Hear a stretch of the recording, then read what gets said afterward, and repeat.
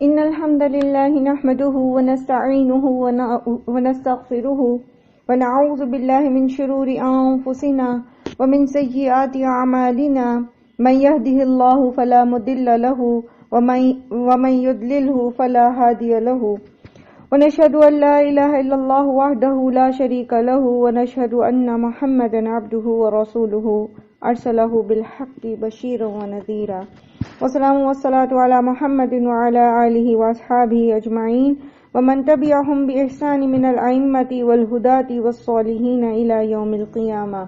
أما بعد فإن أصدق الحديث كتاب الله وخير الهدي هدي محمد صلى الله عليه وسلم وشر الأمور محدثاتها وكل محدثة بدعة وكل بدعة ضلالة وكل ضلالة في النار. رب اشرح لي صدري ويسر لي أمري واحلل عقدة من لساني يفقهوا قولي. ربنا زدنا علما ربنا زدنا علما ربنا زدنا علما اللهم فقهنا في الدين. السلام علیکم ورحمۃ اللہ وبرکاتہ. کیسے ہیں آپ سب؟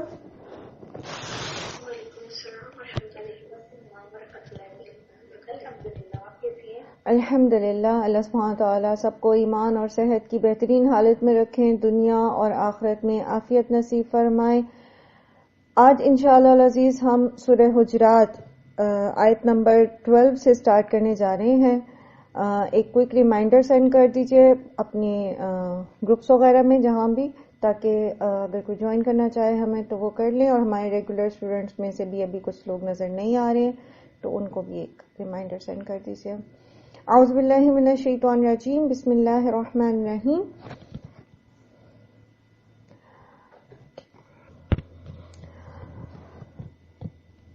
یا ایھا الذین آمنوا اجتنبوا کثیرا من الظن.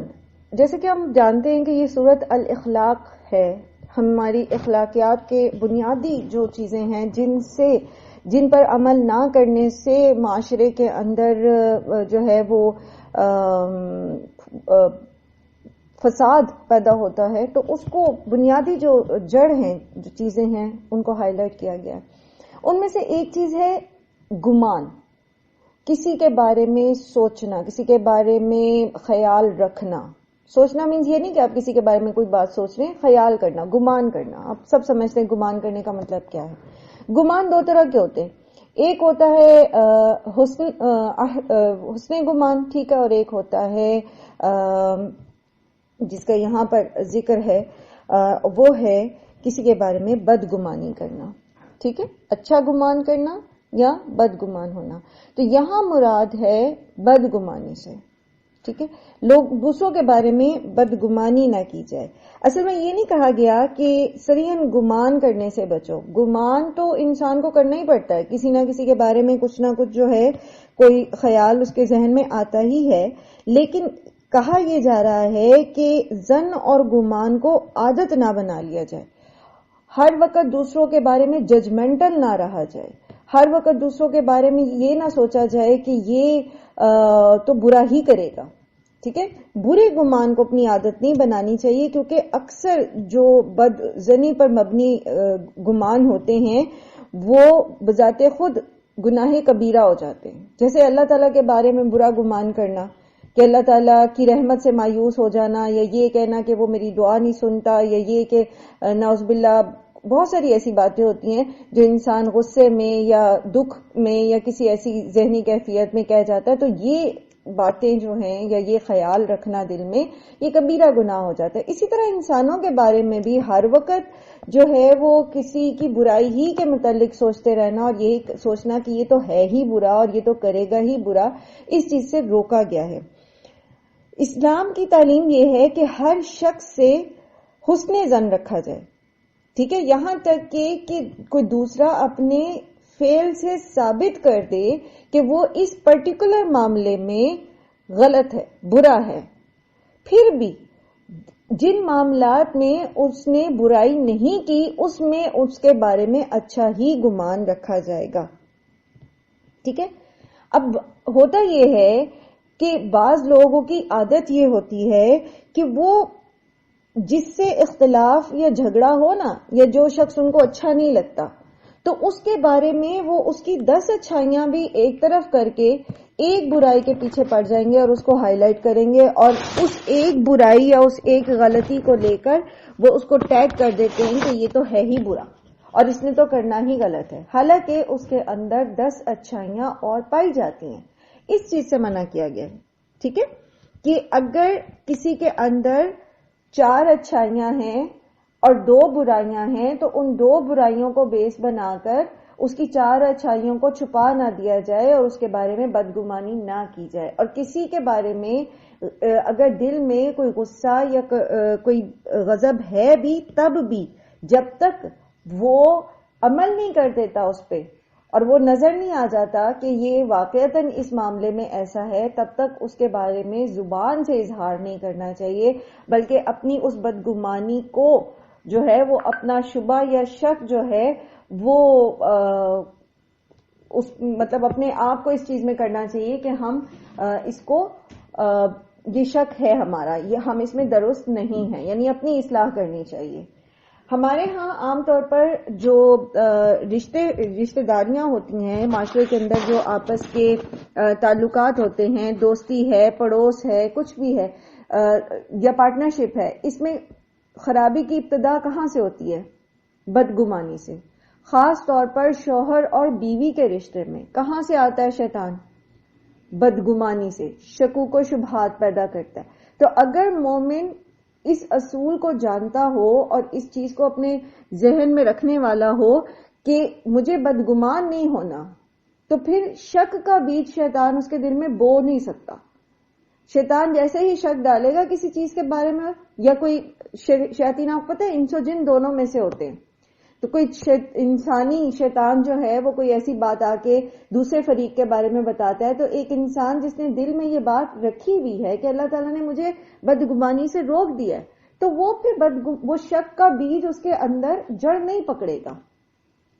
بات سمجھ رہے ہیں؟ تو ریلیشن خراب نہیں ہوں گے. عموماً کیوں ریلیشن شپس خراب ہوتے ہیں؟ دوستیوں میں کیوں پھوٹ پڑتی ہے؟ بہت کم ایسا ہوتا ہے کہ کوئی صریحاً آپ کے ساتھ آ کے فزیکلی یا وربلی آپ کے منہ پہ کوئی ایسی بات کر کے جائے. زیادہ تر کیا ہوتا ہے؟ سنی سنائی. کوئی تیسرا چوتھا بندہ آ کے کہتا ہے کہ وہ تمہارے بارے میں ایسے کہتا ہے، یا وہ تو ایسا ہے اور اس نے تو اس طرح کیا. اسی لیے آپ دیکھیے کہ جب ایگریمنٹ کی بات ہوتی ہے تو کہا جاتا ہے لکھا جائے. ٹھیک ہے، کسی بھی قسم کا، جیسے آپ کا نکاح کا ایگریمنٹ ہے یا آپ کا کوئی ٹریڈ ایگریمنٹ ہے، کسی قسم کی آپ کی کوئی بھی 2 فریقین کے بیچ میں کوئی کمٹمنٹ ہے، تو کیا کہا جاتا ہے کہ لکھ لیں، آپ لکھ کے اس کے اوپر گواہ کر لیں. اس کے بعد جب تک دوسرا فریق باقاعدہ اس کی خلاف ورزی نہیں کرتا، جیسے صلح حدیبیہ کی بھی آپ مثال دیکھ لیں نا، تو اس میں بھی کیا کہا گیا تھا پھر کہ جب دوسرا فریق اپنا ایگریمنٹ توڑ رہا ہے تو پھر آپ بھی اس کو سب کے سامنے اس کی لاجک کو پیش کرتے ہوئے اور سب کے علل اعلان اس کو اس کی خرابی جو ہے کہ اس نے یہ بریچ آف ایگریمنٹ کیا ہے، تو آپ بتائیں کہ جی اس بریچ آف ایگریمنٹ کی وجہ سے ہم بھی معاہدے سے دستبردار ہو رہے ہیں. اس میں بھی دلوں کے اندر پالنے کی اجازت نہیں ہے کہ آپ دل کے اندر رکھیں. بات سمجھ رہے ہیں؟ یہ ٹیکنیکلی ہمارے دلوں کو صاف رکھنے کا ایک ذریعہ ہے، یہ جو لکھ لیا جاتا ہے نا ایگریمنٹس کو. تو رشتوں کے بیچ میں تو ہم چیزیں لکھتے نہیں ہیں، یہ تو خونی رشتے ہوتے ہیں یا شہر کے رشتے ہوتے ہیں، سسرالی رشتے ہوتے ہیں، یا دوستی کے یا ایمان کے تعلق داریاں ہوتی ہیں. آپ اسٹوڈنٹ اور ٹیچر کا آپس میں ریلیشن ہے، تو اگر کوئی آپ سے یہ کہے کہ جی آپ کی ٹیچر جو ہے وہ تو ایسے اور ایسے کہتی ہیں اور وہ تو ایسے اور ایسے، تو اب بجائے اس کے کہ ٹیچر سے بدگمانی پیدا کی جائے، سب سے پہلا طریقہ یہ ہے کہ انسان اپنے دل میں شک کا بیج نہ بوئے. پھر بھی اگر اس کو لگتا ہے کہ نہیں اس چیز کو مجھے کلیئر کر لینا چاہیے، تو پھر وہ ڈائریکٹ اپنی ٹیچر سے یا اپنی دوست سے یا جس سے بھی بدگمانی دل میں پیدا ہو رہی ہے وہ اس کو صاف کر لے. دیکھیں کل اور پرسوں ہم جب سے یہ سورہ پڑھ رہے ہیں، ہم نے ایک چیز سیکھی ہے، اور وہ یہ کہ دل جو ہیں وہ 2 نہیں ہو سکتے. ٹھیک ہے، کسی بھی انسان کے دل میں سینے میں 2 دل نہیں اللہ تعالیٰ نے رکھے. جب دل ایک ہے اور ایمان اور تقوی کا مقام دل ہے تو وہاں 2 چیزیں اکٹھی نہیں رہ سکتی، ایمان اور تقوی اور اچھی اخلاق یا تو یہ رہیں گے یا پھر کفر اور فسوق اور عصیان رہے گا. ٹھیک ہے، تو یہ بدگمانی جو ہے یہ کیا ہے؟ یہ اصل میں عصیان ہے، گناہ ہے، نافرمانی ہے. تو اگر ہمارے دل میں بدگمانیاں پیدا ہوتی رہتی ہیں تو پھر اس کا مطلب کیا ہے کہ وہاں پر اب سپیس کم ہو گئی ہے ایمان اور تقوی کے لیے. سپیس تو اتنی ہے، دل تو اتنا ہی ہے. تو اگر پیالہ تو اتنا ہی ہے تو اس کے اندر آپ دودھ ڈالیں گے یا اس کے اندر آپ گندا پانی ڈالیں گے، آکوپائی تو وہ اتنی ہی جگہ کرے گا. لیکن کیا ہوگا، دودھ کے اندر اگر آپ گندا پانی ڈال دیں گے تو وہ قابل استعمال نہیں رہے گا. تو ہمارا ایمان آلودہ ہو جائے گا، وہ اتنا افیکٹو نہیں رہے گا کہ ہمیں عمل صالح پر ابھارے اور ہمیں برائیوں سے روکے اگر ہم نے دل میں بدگمانی کو جگہ دی. تو کتنا ضروری ہے کہ پھر ہم اپنے دل صاف رکھیں. اب آپ اس کو اس طرح سمجھیں کہ اگر ہم اپنے دل صاف رکھتے ہیں تو پھر کیا ہوگا؟ سب سے پہلا فائدہ آپ کو کیا ہوگا؟ آپ کے ریلیشن سٹرونگ ہو جائیں گے. انٹل انلیس کہ فریق ثانی جو ہے وہ اس کو رکھنا ہی نہیں چاہتا.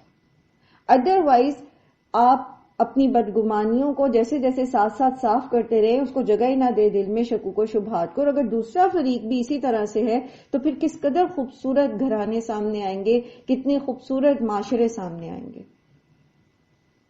آپ کے پڑوس میں جو بھی کوئی رہتا ہے، اگر ان کے گھر کے آگے کچرا پڑا ہے، بجائے اس کے کہ آپ کہیں کہ یہ تو ہیں گندے اور یہ تو صاف ہی نہیں کرتے اور اپنا گھر صاف کر کے کچرا باہر پھینک دیتے، آپ اپنا دل صاف رکھیں. ہو سکتا ہے انہوں نے تو اکٹھا کر کے رکھا ہو، کوئی جانور پھیلا گیا ہو.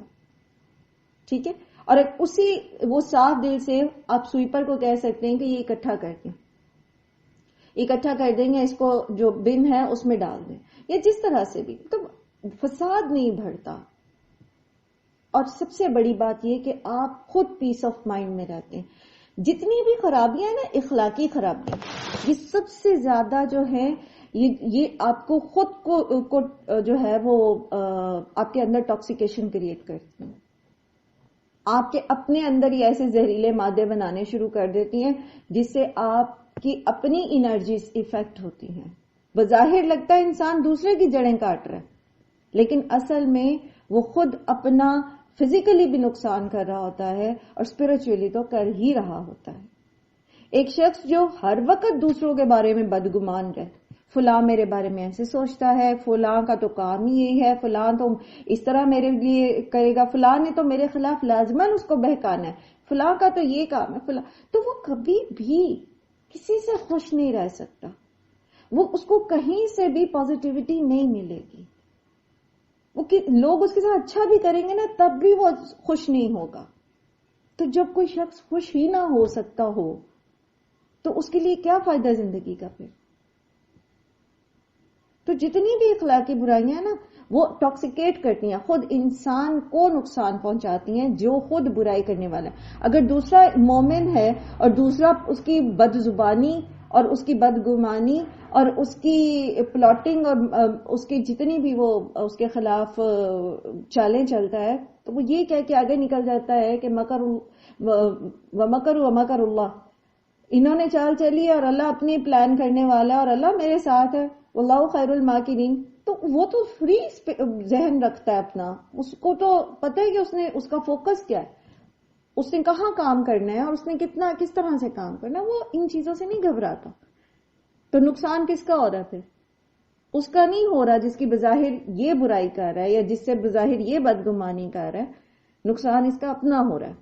تو اسی لیے اللہ تعالیٰ نے ان چیزوں کو ہائی لائٹ کیا اس سورہ میں کہ اپنے بارے میں اپنا اور دوسروں کا نقصان نہیں کرو.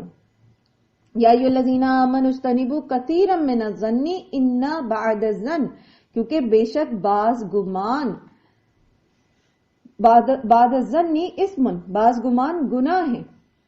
اور اس میں پھر سر فہرست اللہ سبحانہ وتعالی اور اللہ کے رسول صلی اللہ علیہ وآلہ وسلم کے متعلق کسی بھی قسم کی بدگمانی جو ہے وہ آتی ہے.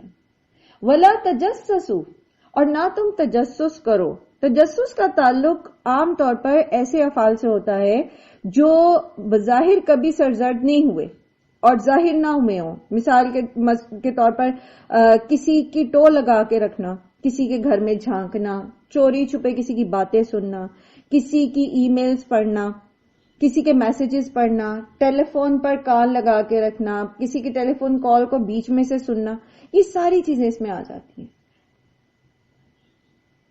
ایسے سارے کام، جبکہ ان کاموں کا مقصد جو ہے وہ دوسرے کی برائی کو ہائی لائٹ کرنا ہو، اس کو بدنام کرنا ہو، یا اس کے بارے میں جاسوسی کرنا ہو. اب بتائیں جاسوسی کرنا منع ہے، حتیٰ کہ حکومت، گورنمنٹ بھی عام لوگوں کی جاسوسی نہیں کر سکتی.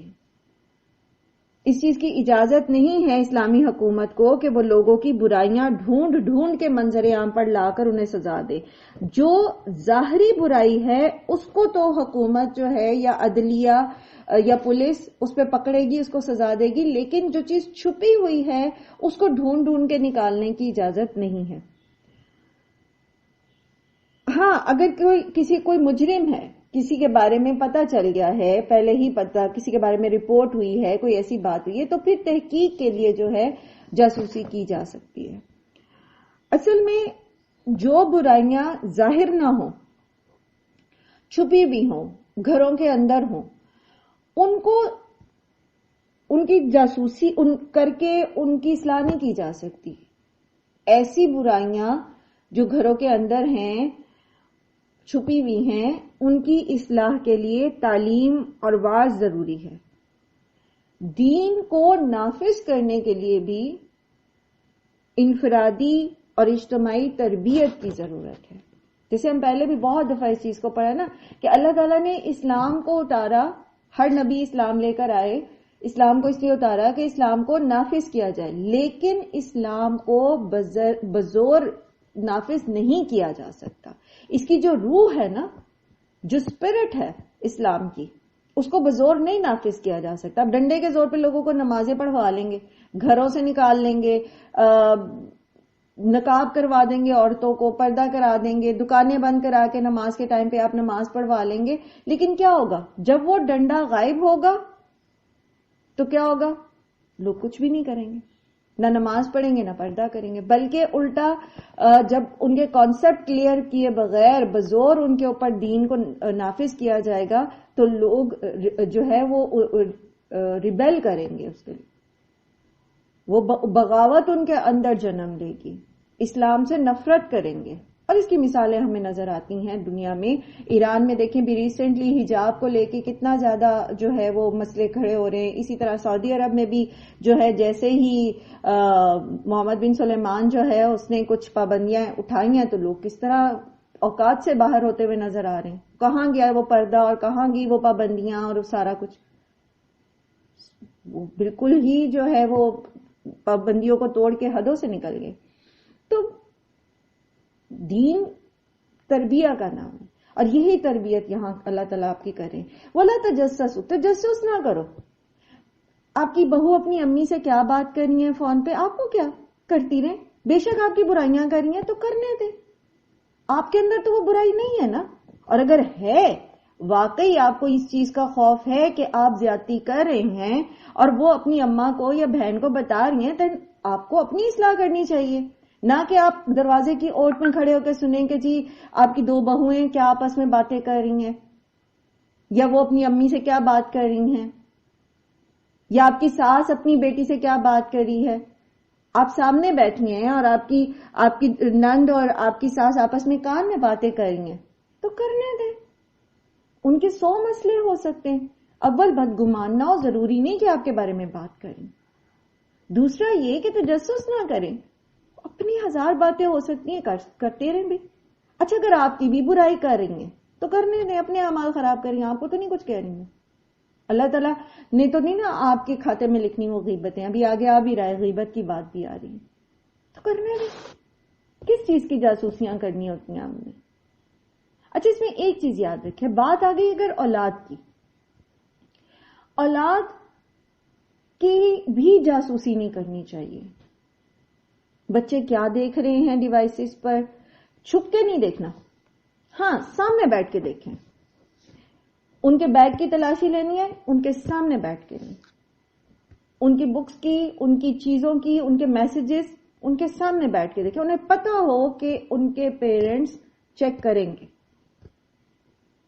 ہے نا, آپ کو ظاہر ہے آپ بچوں کے ہاتھوں میں ڈیوائسز ہیں, موبائل ہیں, واٹس ایپ بھی کرتے ہیں, میسیجز, ای میلز, آپ کو ہوتا ہے پیرنٹس نے ظاہر تربیت کرنی ہے, لیکن چھپ کے نہ کریں, چھپ کے نہ کریں, جاسوسی نہ کریں بچوں کی. اس سے بچے جس وقت انہیں پتا چلے گا نا کہ پیرنٹس یہ کام کرتے ہیں, وہ بہت زیادہ بدگمان ہو جائیں گے. وہ اس چیز کو نہیں دیکھیں گے کہ یہ تربیت کا حصہ ہے, وہ اس کو نیگیٹولی لیں گے. تو ان کے سامنے بیٹھ کے کریں اور ان کو صحیح اور غلط کی پہچان کرائیں. ولا یغتب, اور غیبت نہ کرے. بعضکم بعضا, تم میں سے بعض کی. ایحب احدکم ان یأکل لحم اخیہ میتا فکرہتموہ, کیا تم میں سے کوئی یہ بات پسند کرتا ہے کہ وہ اپنے مردہ بھائی کا گوشت کھائے؟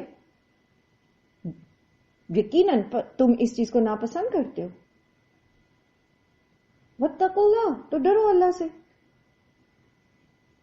اچھا, غیبت کیا ہوتی ہے؟ اس کی ڈیفینیشن نبی صلی اللہ علیہ وآلہ وسلم کی حدیث سے بہت اچھے طریقے سے ہو جاتی ہے. آپ صلی اللہ علیہ وسلم نے فرمایا کہ غیبت یہ ہے کہ تو اپنے بھائی کا ذکر اس طرح کرے جو اسے ناگوار ہو. تو صحابہ کرام نے فرمایا کہ اگر میرے بھائی میں وہ بات پائی جاتی ہو جو میں کہہ رہا ہوں تو پھر, تو آپ صلی اللہ علیہ وآلہ وسلم نے فرمایا اگر اس میں وہ بات پائی جائے تو ہی تو نے غیبت کی, اور اگر اس میں وہ بات موجود نہیں ہے پھر تو نے اس پر بہتان لگایا.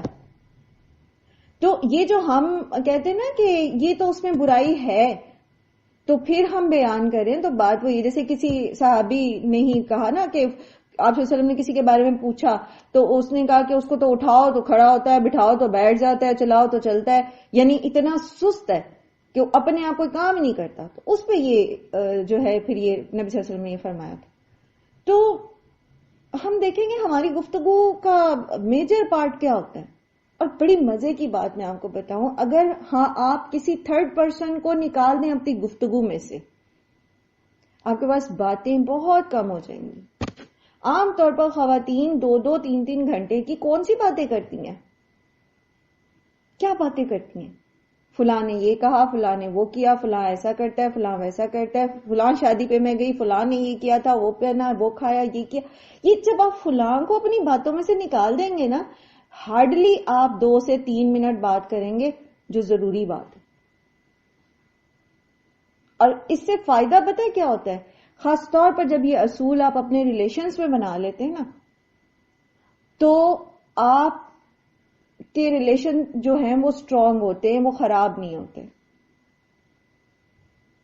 آپ اگر سسٹر ان لا ہیں, آپ اپنی بھابھیوں میں سے ایک سے بات کرتے ہیں تو اسی کے متعلق بات کریں, تیسری, چوتھی, پانچویں کی بات ہی نہ کریں. امی سے بات کرتے ہیں تو امی سے امی کی بات کریں, بھابھیوں کی باتیں نہ کریں. تو پھر دیکھیں کتنی اچھی آپ کی گفتگو ہوگی اور کتنا زیادہ وقت آپ کا بچے گا اور کتنے اچھے کام آپ کر سکیں گے. جو زبان کا ذائقہ ہے نا, یہ جو ہمیں لگ گیا ہوا ہے کہ نہیں مزہ ہی نہیں آتا بات کا جب تک کہ آپ 2-4 کی باتیں نہ کر لیں, اس سے نجات پا لیں گے نا تو بہت ٹائم سیو ہوگا آپ کا. اور یہ کتنی کبیر حرکت ہے کہ اس کو اللہ تعالیٰ نے تمثیل دی ہے اس بات سے کہ گویا تم اپنے مردہ بھائی کا گوشت کھا رہے. تصور کر سکتا ہے کوئی اس چیز کا؟ غیبت کو مردہ بھائی کے گوشت کھانے سے کیوں تمثیل دی ہے اللہ تعالیٰ نے؟ یہ جب آپ کسی کی برائی کرتے ہیں نا تو یہ بالکل ایسے ہی ہے جیسے آپ اس کے کردار کو کاٹ رہے, اس کو کاٹ کے, جیسے کسی کے جسم سے گوشت کے ٹکڑے کاٹ دیے جائے نا, اس کو زخمی کر دیا جائے, اس کا خون بہایا جائے.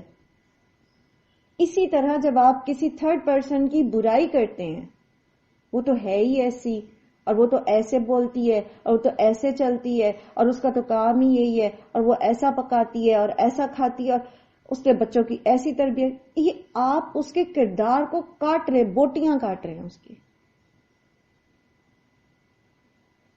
اور پھر آپ اس کو کھائیں گے. سوچ کے کراہت آتی ہے نا. لیکن کتنا ہماری گفتگو کا حصہ ہے, اور میجورٹی خواتین کوئی ہے ہی نہیں کام ان کے پاس سوائے کہ یہ باتیں کریں.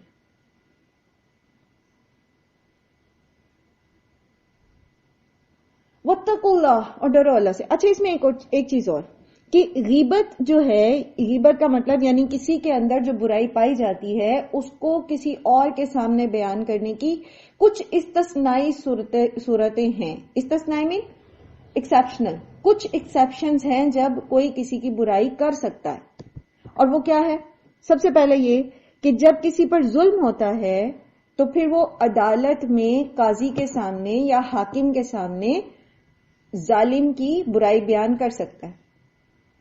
ٹھیک ہے، کیونکہ سورہ نساء میں ہم نے پڑھا نا آیت نمبر 148 میں کہ برملا تو نہیں، وہ عوام کے اندر تو نہیں نشر کر سکتا، ہر ایک کو بٹھا کے تو نہیں بتائے گا فلانے نے میرے ساتھ یہ کیا، فلانے نے میرے ساتھ یہ کیا. وہ یہ نہیں کرے گا، بلکہ کیا کرے گا؟ مجاز اتھارٹی کے پاس جا کر بات کرے گا. دیکھیں اس نے یہ کام غلط کیا ہے اس ٹائم پر، اور وہ جیسے بھی اپنے دلائل کے ساتھ سچ حق جو ہے وہ بیان کر دے گا. تو اس کی اجازت ہے. اسی طرح جیسے قاضی کے سامنے یا حاکم کے سامنے مظلوم ظالم کی برائی کر سکتا ہے تو مفتی کے سامنے بھی کر سکتا ہے. ٹھیک ہے، مفتی سے فتویٰ لینا ہے نا اس نے، تو وہ اس کے سامنے وہ دوسرے کی کے اندر جو برائی موجود ہے وہ بتا کے اس سے پوچھ سکتا ہے کہ اب میں نے کیا کرنا ہے، دین شریعت اس کے بارے میں کیا کہتی ہے. پھر یہ کہ کسی شخص کے شر سے اپنے مومن بھائی کو بچانے کے لیے اس کی برائی بیان کی جا سکتی ہے. مثلاً کوئی کسی کے ساتھ کاروبار کرنا چاہتا ہے، کوئی رشتہ طے کرنا چاہتا ہے، وہ آپ سے پوچھتا ہے کہ جی فلاں آپ کے محلے میں فلاں صاحب رہتے ہیں، وہ کس طرح کے ہیں، ان کی کیا، ہم نے اپنی بچی دینی ہے یہاں پر، تو کیا ان کی ریپیوٹ ہے. تو اب آپ کہ نہیں جی میں تو ان کی برائی نہیں کر سکتا اور میں تو نہیں، غلط. تو آپ کہ نہیں بہت اچھے. نہیں، یہاں آپ سے چونکہ مشورہ مانگا گیا ہے اور آپ اپنے مومن بھائی کو خیر اور شر کا پہلو ان کے سامنے رکھیں تاکہ وہ ایک بڑے مسئلے سے بچ جائے. تو یہاں پر اگر کوئی اس طرح کی بات ہو، کوئی کسی کو اپنی امانت دینا چاہتا ہے، کسی سے قرضہ دینا یا لینا چاہتا ہے، تو اس کو ایز اے مشورہ آپ لیں گے اور مشورے میں پھر آپ سچ بتائیں گے جو بھی برائی اس کے اندر موجود ہے. کسی کی مطلب جو بھی اس کے اندر عیب اور ثواب پائے جاتے ہیں وہ آپ بتا سکتے ہیں تاکہ دوسرا بندہ اس سے دھوکہ نہ کھائے. اور اس کا ثبوت کہاں سے ملتا ہے ہمیں کہ یہ کیسے جائز ہے؟ جب غیبت اتنی بڑی برائی ہے تو پھر یہ جائز کیسے ہے یہاں پر؟ تو جیسے پچھلی والی حاکم کے سامنے بیان کرنے کے لیے میں نے آپ کو دلیل بتائی سورہ نساء کی آیت کی، تو اس پہ ہمیں ایک حدیث ملتی ہے مسلم میں کتاب النکاح میں، جس میں ایک شخص نے آ کر نبی صلی اللہ علیہ وآلہ وسلم سے کہا کہ میں انصار کی فلاں عورت سے جو ہے وہ نکاح کرنا چاہتا ہوں. تو آپ نے کہا کہ تم نے اس کو دیکھا ہے؟ اس نے کہا نہیں میں نے نہیں دیکھا. تو آپ نے کہا پھر جا کے تم ایک دفعہ اس کو دیکھ لو، کیونکہ انصار کی عورتوں کی آنکھوں میں کچھ ہے، یعنی وہ اس پرٹیکولر قبیلے کی خواتین کی آنکھوں میں ہوگا کوئی عیب ہوگا کچھ، تو یہ نہ ہو کہ بعد میں شادی کے بعد جو یہ چیز سامنے آئے اور وہ اس کو طلاق دے دے یا کوئی اور ایسے مسئلے کھڑے ہوں. تو پہلے ہی تم خود دیکھ لو جا کے عورت کو. ٹھیک ہے، اس سے یہ بھی پتہ چلتا ہے کہ مرد جو ہیں وہ لڑکا جس کی آپ نے شادی کرنی ہے اس کو آپ لڑکی دکھا سکتے ہیں. ٹھیک ہے، ہمارے ہاں باقی پورا خاندان جا کے دیکھا تھا، دیور جیٹھ سسر فلاں فلاں فلاں، اور جس کی شادی ہونی ہوتی ہے اس کو نہیں دکھاتے، وہاں پہ ہم پردہ کراتے ہیں لڑکی کا. پھر یہ کہ محدثین کا جو قانون جرح و تعدیل ہے وہاں پر بھی کسی راوی کے متعلق جب بات ہوتی ہے، آپ پڑھے ہیں نا حدیث میں بھی آپ پڑھے ہیں اصول، تو جب بات کسی حدیث کے راوی کی ہو تو پھر راویوں کے جو عیب اور ثواب ہیں ان کو بیان کرنا واجب ہے. یعنی اگر کسی راوی کے عیب ہیں تو اس کو نہیں آپ چھپائیں گے کیونکہ اس سے پھر حدیث متاثر ہوتی ہے. تو وہاں پر علماء کے نزدیک یہ واجب ہے، ضروری ہے کہ راوی کا جو عیب ہے وہ ساتھ بتا دیا جائے. واتقوا اللہ، اور ڈرو اللہ سے، ان اللہ تواب الرحیم، بے شک اللہ تعالیٰ بہت توبہ قبول کرنے والا اور رحم کرنے والا ہے. ٹھیک ہے، یہ پتہ نہیں تھا پہلے، ہمیں غیبت کا کانسیپٹ ہی نہیں پتا تھا، ہمیں تجسس کا کانسیپٹ ہی نہیں پتا تھا، ہمیں پتہ ہی نہیں تھا بدگمانی کیا ہوتی ہے، ہم بس چلتے چلے جا رہے تھے اس طرح سے. کوئی بات نہیں، اب پتہ چل گیا. واتقوا اللہ، تو اللہ سے ڈرو، توبہ کر لو، اللہ تعالیٰ معاف کر دیں گے. اب اس کو کنٹینیو نہیں کرو، اب اس کو جاری نہیں رکھو. جب پتہ لگ گیا کہ یہ غلط ہے دین اسٹاپ دیئر، وہیں چپ کر جائیں، وہیں چھوڑ دیں. اتنا تو حوصلہ ہمارے اندر ہونا چاہیے، اتنا تو ایمان ہونا ہی چاہیے کہ اپنی ہی جیسی 4 خواتین کو ہم چپ کرا سکیں کہ بہن یہ بات نہیں کریں، یہ غیبت ہے. اتنا حوصلہ تو ہونا چاہیے ہمارے اندر. یا ہم ایمان کے اس درجے پہ بھی نہیں ہیں کہ ہم کسی سے یہ کہہ سکے اب جبکہ ہم 26واں پارہ ہمارا مکمل ہونے جا رہا ہے اور لوگوں کو ہمارے بارے میں بہت ساروں کو پتہ بھی ہے کہ یہ قرآن پڑھ رہی ہیں، تو ہم تب بھی انہیں یہ نہ بتائیں کہ یہ غیبت ہے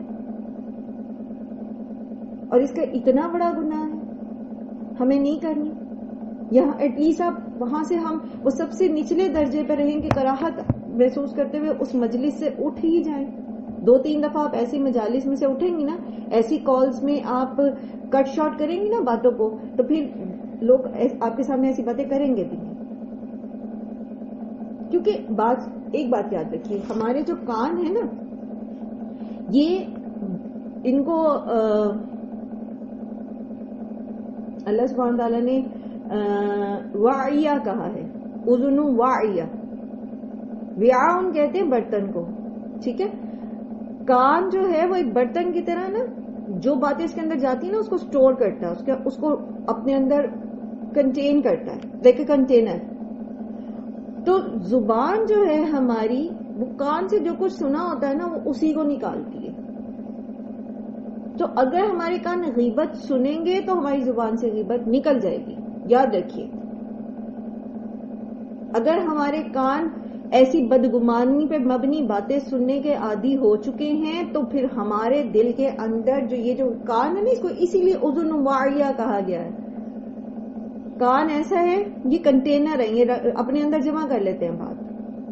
تو لا محالہ وہ آپ کے جذبات پہ اثر کرے گی، آپ کی سوچ پہ اثر کرے گی، اور پھر آپ کی زبان سے ویسی ہی چیزیں نکلیں گی. تو اس لیے بی کانشیس اباؤٹ دس.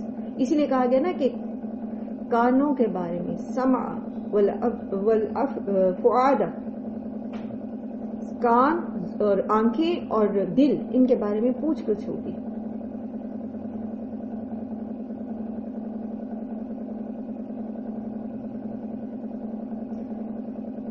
یا ایھا الناس انا خلقناکم من ذکر وانثى وجعلناکم شعوبا وقبائل لتعارفوا.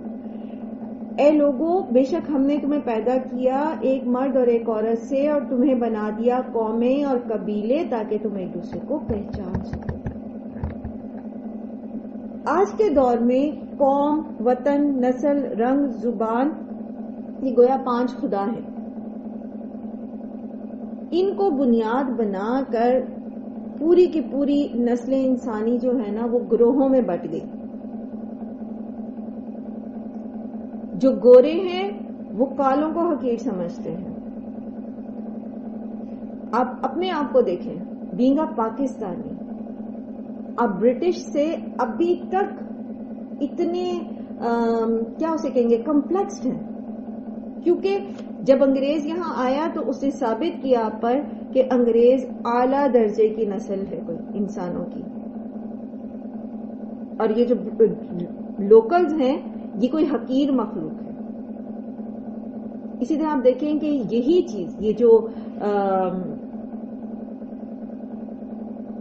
گورے اور کالے ہونے کی یہ ریسزم جو ہے، یہ کتنا فتنہ فساد پھیلاتا ہے. تو اللہ تعالیٰ نے تو ہمیں مختلف قبیلوں میں صرف اس لیے تقسیم کیا تاکہ ہم پہچان سکیں کہ کون کہاں سے کس علاقے سے تعلق رکھتا ہے. ایک شخص ہے جس کا نام احمد ہے، دوسرا شخص ہے اس کا نام بھی احمد ہے، دونوں کے باپ کا نام جو ہے وہ فرحان ہے. تو اب احمد بن فرحان اور احمد بن فرحان یہ کون ہے؟ جی یہ عرب ہیں، ان کا تعلق مکہ سے ہے، اور یہ جو ہیں یہ ساؤتھ افریقن ہیں، یا یہ جو ہیں یہ گیمبیا سے تعلق رکھتے ہیں. فرحان ہیں، وہ احمد بن فرحان ہے دونوں، تو یہ گیمبین ہے، یہ گیمبیا سے تعلق رکھتے ہیں، اور یہ مکہ سے تعلق رکھتے ہیں. بس دیٹس اٹ. اس سے زیادہ اس کا کوئی کوئی سید ہے، کوئی فاروقی ہے، کوئی صدیقی ہے، کوئی کچھ ہے، کوئی کچھ ہے، اس سے زیادہ ہماری زندگیوں میں کچھ بھی جو ہے وہ عمل دخل نہیں ہے. یہ اس لیے نہیں ہے کہ کوئی فخر کرے جی میں تو سید ہوں. کیوں جی؟ آپ اپنی مرضی سے پیدا ہوئے تھے اس خاندان میں. آپ کی کوئی نیکی تھی جو آپ کو اس میں پیدا کر دیا گیا؟ آپ کو صدیقی پیدا کر دیا گیا، یا آپ حضرت عمر کے خاندان میں پیدا ہو گئے؟ کیا کیا تھا آپ نے پیدا ہونے سے پہلے؟ کوئی اس میں کسی کی بڑائی نہیں ہے. اللہ کے رسول صلی اللہ علیہ وسلم نے صاف صاف بتا دیا تھا اپنے خطبہ حجت الوداع کے موقع پر، کسی گورے کو کالے پر اور کسی کالے کو گورے پر، کسی عربی کو عجمی پر اور کسی عجمی کو عربی پر کوئی فضیلت حاصل نہیں ہے. فضیلت کی بنیاد صرف تقوی پر ہے، کیونکہ تم سب آدم کی اولاد ہو اور آدم مٹی سے پیدا کیے گئے تھے. کس بات کا تفاخر؟ پہلے بھی ہم اس بات کو بہت دفعہ پڑھ چکے ہیں نا. ہم کس بات پر فخر کریں کہ ہم کس فیملی میں پیدا ہوں، اور یہ چیز لے کر ہم کتنا فخر کرتے ہیں. آپ کی کاسٹ کیا ہے جی؟ کاسٹ ہوتی کیا ہے؟ کیا ہوتی ہے کاسٹ؟ اللہ تعالیٰ کے پاس جا کے آپ بتائیں گے جی میں راجپوت تھی، تو اللہ تعالیٰ کہیں گے کہ تمہیں راجپوت کس نے بنایا تھا؟ اس خاندان میں تمہیں کس نے پیدا کیا تھا؟ تو یہ جو چیز اللہ نے دی، جیسے ایک اور روایت میں آتا ہے نا کہ اللہ تعالیٰ تمہارے رنگ اور اللہ تعالیٰ تمہارے چہرے اور تمہارے مال کو نہیں دیکھتا، اللہ تعالیٰ تمہارے دلوں کو دیکھتا ہے. یہ چہرہ اور یہ مال اور دولت اور یہ نعمتیں اور یہ خاندان تو اللہ نے دی، اللہ نے پیدا کیا، اس میں تمہارا کیا کارنامہ؟ تم کس بات پہ اپنے آپ کو بڑا سمجھتے ہو؟ ان اکرمکم عند اللہ اتقاکم، سب سے بہتر اللہ کے پاس تمہارے میں سے وہ ہے جو تقوی میں بہترین ہے، چاہے اس کے پاس پھٹی کوڑی نہیں ہے، چاہے وہ کسی بھی خاندان میں پیدا ہوا، چاہے وہ کسی جھونپڑی میں پیدا ہوا. اگر وہ متقی ہے، اگر اس کے دل میں تقوی ہے، ایمان ہے، تو وہ کسی بھی بادشاہ سلامت سے کہیں زیادہ بہتر ہے اللہ تعالیٰ کی نگاہ میں. اور یاد رکھیے ہمارا انجام اللہ تعالیٰ کی بکس کے مطابق ہونا ہے، جہاں ہمیں لکھا گیا، نہ کہ لوگوں کے دیے ہوئے کریڈینشل کے مطابق.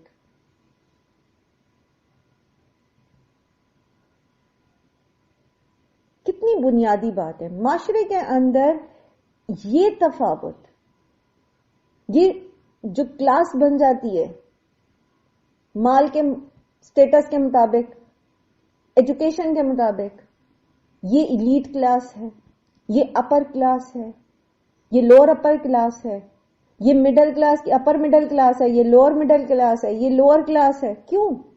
اور یہ جو کلاسیفیکیشن ہم کرتے ہیں اس نے کتنی خرابیوں کو جنم دیا. کبھی ہم نے سوچا کہ جو لوور کلاس ہے اس طبقے کی یہ مینٹالٹی کیوں بن گئی؟ کیوں نسل در نسل یہ وشیس سرکل میں پھنسے ہوئے ہیں؟ کیوں ان کے دماغ نہیں کھلتے؟ کیونکہ ہم نے انہیں دماغ کھولنے کی سپیس ہی نہیں دی. ہم نے ہمیشہ اپنا ہاتھ اوپر رکھا، we are the superior one. اللہ تعالیٰ کے نزدیک اس چیز کی کوئی حیثیت نہیں. آپ گورے ہیں، کالے ہیں، آپ جرمن ہیں، آپ برٹن ہیں، آپ امریکن نیشنل ہیں، اللہ رحم کرے ہم پر. ہمارے پاکستانیوں میں سے جو امریکن نیشنل ہوتے ہیں، جن کے پاس ڈوئل نیشنلٹی ہوتی ہیں، اللہ معاف کرے، ان کو تو لگتا ہے جیسے پتہ نہیں کون سے سرخاب کے پر لگ گئے. میرے پاس بلو پاسپورٹ ہے. کیا آج آپ مر جائیں گے تو یہ بلو پاسپورٹ آپ کو منکر نکیر کے سامنے پاس کرا دے گا؟ وہ قبر کے تینوں سوال آپ جواب دے دیں گے؟ جنت کی کھڑکی کھل جائے گی آپ کی قبر میں اس بلو پاسپورٹ کی وجہ سے.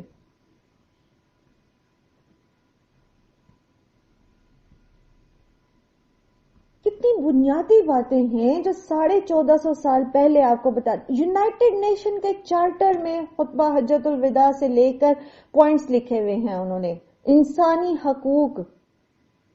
اور ہم کیا کر رہے ہیں؟ خیر وہ عمل تو وہ بھی نہیں کر رہے، لیکن ہمارا تھا یہ اثاثہ. وہ ہم تھے جو خلیفہ جو ہے وہ ساتھ ساتھ غلام کے جو ہے وہ بیٹھ کے کھانا کھاتا تھا. وہ ہم تھے. جب غلام کی اور خلیفہ وقت کی پوشاک میں کوئی خاص فرق نہیں ہوتا تھا، خوراک میں کوئی خاص فرق نہیں ہوتا تھا. جب قحط پڑا ہے حضرت عمر کے دور میں، حضرت عمر کے سامنے جب کھانا پیش کیا گیا، انہوں نے پوچھا سب کو یہی کھانا مل رہا ہے؟ انہوں نے کہا نہیں جی یہ آپ کے لیے. ان کا لے جاؤ اس کو، میں نہیں کھاؤں گا جب تک سب کے لیے اس طرح کا کھانا نہیں ہوگا. وہ ہم تھے، کہاں گئے ہم؟ یہ اخلاقیات اللہ تعالیٰ نے ہمیں سکھائی تھی. آج آپ اپنے بیٹے کا رشتہ لینے جاتے ہیں، ذرا دبتی ہوئی رنگت والی لڑکی ہوتی ہے، کیا کہہ کے چھوڑ کے آ جاتے ہیں لوگ. اللہ رحم کرے، جو اللہ نے بنایا ہے، اللہ تعالیٰ ہم سب پہ رحم کرے. جو اللہ نے بنایا ہم اسی میں نقص نکال دیتے ہیں. کتنی بچیاں ہمارے معاشرے میں، although ظاہر ہے ہر ایک کی تقدیر ہے اور اللہ سبحانہ تعالیٰ نے ہر ایک کی آزمائش لکھی ہے، لیکن کتنی بچیاں، کوئی مال کی وجہ سے، کوئی ظاہری رنگ روپ کی وجہ سے، کوئی کسی وجہ، کوئی خاندان، فلاں خاندان سے تعلق ہے جس کا. کتنے معیار ہم نے اپنے بنا رکھے ہیں کہ بچوں کا رشتہ کرتے ہیں جی ہم خاندان سے باہر رشتہ نہیں کرتے. کیا ہو گیا ہے؟ کیوں ہیں یہ سارے مسائل؟ یہ تو نہیں ہمارے دین نے سکھایا تھا ہمیں، یہ تو اللہ تعالیٰ نے ہمیں نہیں سکھایا تھا، یہ تو اللہ کے رسول نے نہیں کر کے دکھایا تھا. پھر ہم دین، تبلیغ اور ان چیزوں کو لے کے کہتے ہیں ہم بہت اچھے مسلمان ہیں، جبکہ ہمارے معاملات ایسے ہیں.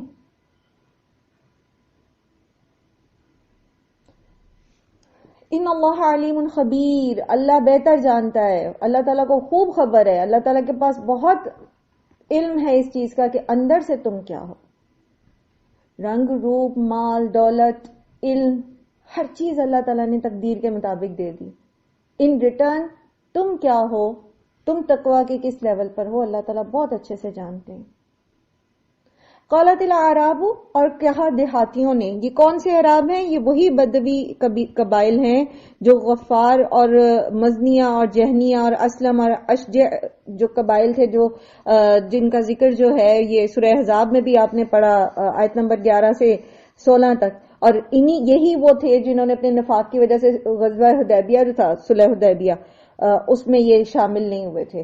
تو اب یہ آ کے نبی صلی اللہ علیہ وآلہ وسلم سے کہتے ہیں آمنا، ہم ایمان لائے.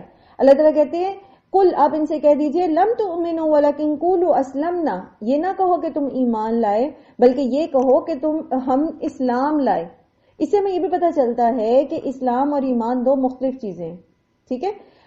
حدیث جبرائیل میں آپ نے پڑھا کہ جبرائیل علیہ السلام نے جب نبی صلی اللہ علیہ وآلہ وسلم سے پوچھا کہ ایمان کیا ہے، تو آپ صلی اللہ علیہ وآلہ وسلم نے جواب دیا کہ ایمان یہ ہے کہ تو اللہ کا اور اس کے فرشتوں کا، کتابوں اور رسولوں کا یقین رکھے، اور اس بات کا بھی کہ مر کے دوبارہ زندہ ہونا ہے. اور جب جبرائیل علیہ السلام نے اسلام کے بارے میں پوچھا تو آپ نے فرمایا کہ تو صرف اللہ کی عبادت کرے، اس کے ساتھ کسی کو شریک نہ بنائے، نماز قائم کرے، زکوٰۃ دے اور رمضان کے روزے رکھے. تو اس حدیث سے یہ معلوم ہوتا ہے کہ ایمان کا تعلق دل کے افعال سے ہے اور اسلام کا تعلق ظاہری اعمال سے ہے. اور انسان کا ایمان مکمل نہیں ہوتا جب تک کہ وہ دل کے اقرار کے ساتھ ظاہری اعمال بھی نہ کرے. یہاں اللہ تعالیٰ صاف کہہ رہے ہیں وَلَمَّا يَدْخُلِ الْإِيمَانُ فِي قُلُوبِكُمْ، تمہارے دل میں ابھی تک ایمان داخل نہیں ہوا. اسلام تو تم لے آئے ہو، تم نے لا الہ الا اللہ تو کہہ دیا ہے، لیکن اس پر وہ ایمان جو ہے وہ تمہارے دل میں ابھی تک جو ہے وہ داخل نہیں ہوا.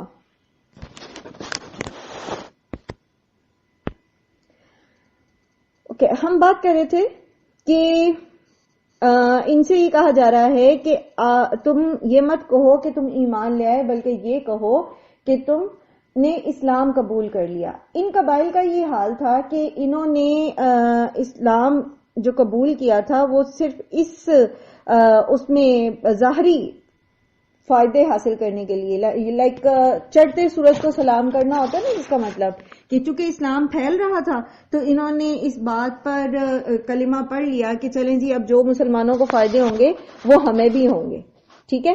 تو آ کر ان کا یہ کہنا کہ ہم ایمان لے آئے، تو اس پر ان کو پھر بتایا گیا کہ نہیں ابھی تمہارا ایمان مکمل نہیں ہوا، تم نے جس نیت سے یہ قدم اٹھایا ہے اور تم نے شہادتین کہہ دی ہیں، تو اب وہ ابھی تمہیں اپنے اعمال کے ساتھ اور اپنی نیتوں کے ساتھ اور اپنی اطاعت کے ساتھ اس کو ثابت کرنا ہے. وَإِن تُطِيعُوا اللَّهَ وَرَسُولَهُ، اور اگر تم اطاعت کرو گے اللہ کی اور اس کے رسول کی، لَا يَلِتْكُم مِّنْ أَعْمَالِكُمْ شَيْئًا، تو نہیں وہ کمی کرے گا تمہارے اعمال میں سے کچھ بھی. یعنی تمہاری اطاعت جو ہے وہ مطلوب ہے، تم اطاعت کرو گے تو پھر تمہیں وہ باقی فائدے بھی ملتے رہیں گے. زبردستی تمہاری فائدے کو کوئی کم نہیں کرے گا. جیسا کہ ان کی نیت کیا تھی کہ میٹھا میٹھا اسلام ہمیں ملتا رہے، نہ جانی قربانی کرنی پڑے، نہ مال کی قربانی دینی پڑے، ہاں غنائم ہمیں مل جائیں، جہاں مسلمان جو ہیں وہ کامیاب ہو جائیں وہاں ہمیں غنیمتیں مل جائیں. ٹھیک ہے، تو انہیں یہ کہا جا رہا ہے کہ اطاعت کرو، اللہ اور اس کے رسول کی اطاعت کرو، ایمان میں مضبوطی اختیار کرو، تمہارے اعمال میں کوئی کمی نہیں ہوگی.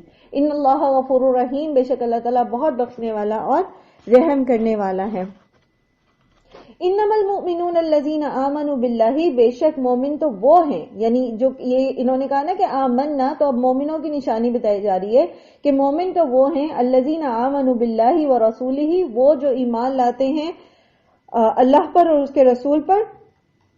ثم لم یرتابوا، پھر وہ شک میں نہیں پڑتے. وجاہدوا باموالہم وانفسہم فی سبیل اللہ، پھر وہ انہوں نے جہاد کیا اپنے مالوں اور اپنی جانوں سے اللہ کی راہ میں. اولئک ھم الصادقون، وہ اپنے اس دعوے میں سچے ہیں. آمنا والے دعوے میں وہ سچے ہیں، تم نہیں سچے.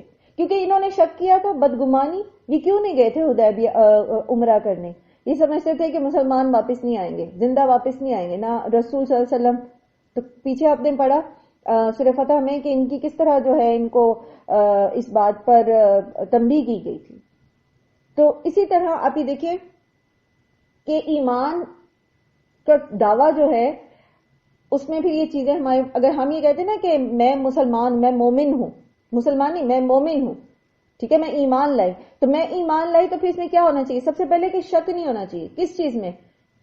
کہ اللہ تعالیٰ نعوذ باللہ ہمارے ساتھ کوئی زیادتی کر سکتا ہے، نعوذ باللہ اللہ تعالیٰ ظالم ہے، ایسی کوئی چیز نہیں.